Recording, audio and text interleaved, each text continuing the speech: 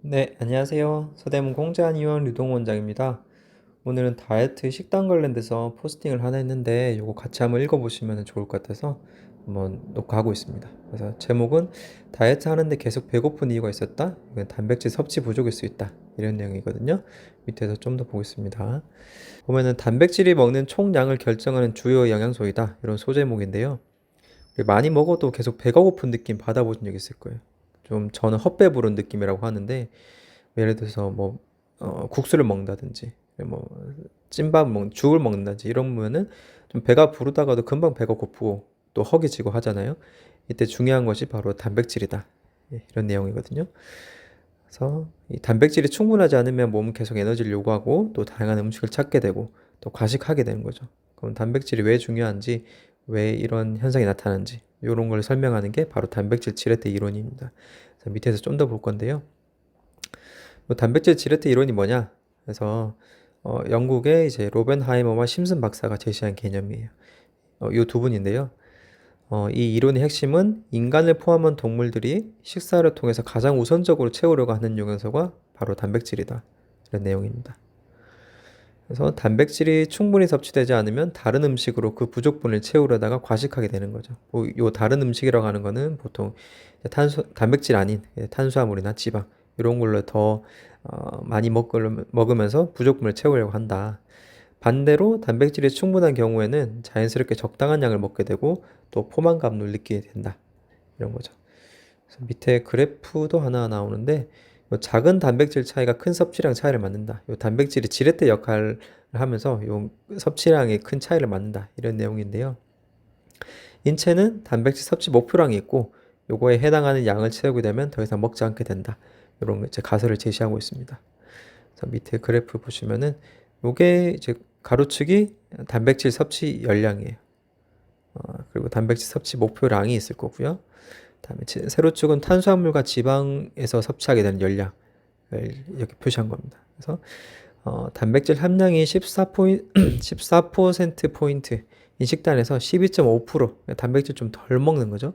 덜 먹게 되면은 요 단백질 섭취 목표량은 그대로 일정하잖아요. 요거를 채우기 위해서 요만큼 구간, 요 구간만큼의 탄수화물과 지방을 더 요구하게 된다. 14%만큼 더 늘어나는 거예요.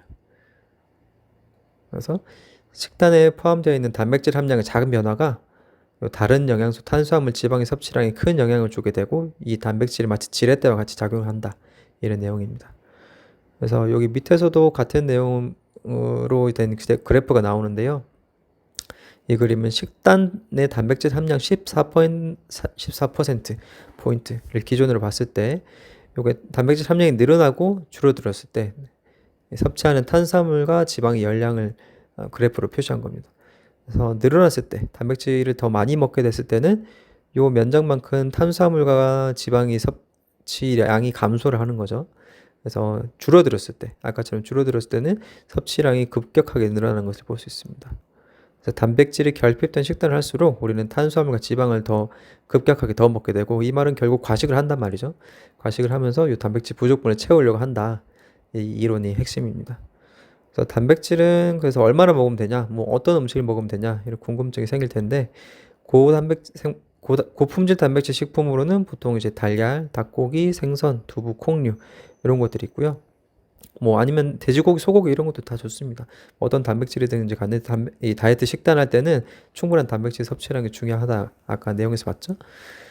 그리고 하루에 필요한 단백질 양은 얼마 정도냐? 일반적으로는 체중 1kg당 0.8에서 1.5g 단백질 섭취를 권장을 하거든요.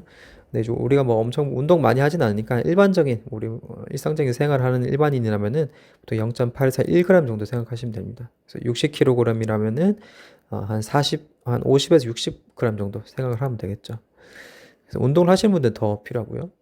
그리고 단백질은 그럼 한 번에 많이 먹으면 되냐? 또 그건 또 아니죠. 하루에 여러 끼니에 걸쳐 나눠 섭취하는 것이 좋습니다. 왜냐하면은 한 번에 흡수할 수 있는 양이 정해져 있기 때문에 그런 건데 일반적으로 한 번에 섭취할 수 있는 단백질은 20에서 30g 정도라고 합니다. 그래서 요 양은 어느 정도인지 또 잘 모르겠잖아요. 그러면은 고기 100g당 단백질 한 20g 정도 들어있어요. 고기 100g이라고 하면은 닭고기를 치면 우리 마트나 편의점에 갔을 때 닭 100g 그거 사면은 단백질 20g 정도 함량이거든요. 그 정도 생각하시면 됩니다. 그 정도 생각하시면 됩니다. 그리고 계란 하나에는 단백질이 한 6g 정도 들어있죠. 그래서 한 3개 정도, 한 3, 4개 정도 하면은 이 정도 양이 된다 보시면 됩니다.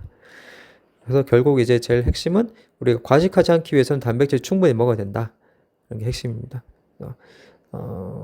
그리고 또 단백질 충분히 먹어줘야 이 소화 흡수가 조금 천천히 되면서 포만감도 유지가 되거든요. 그러면 우리 식사 사이에 허기짐을 좀 덜 느끼고 간식을 좀 덜 찾게 되는 거죠. 네, 오늘은 여기까지 한번 준비해 봤습니다. 감사합니다.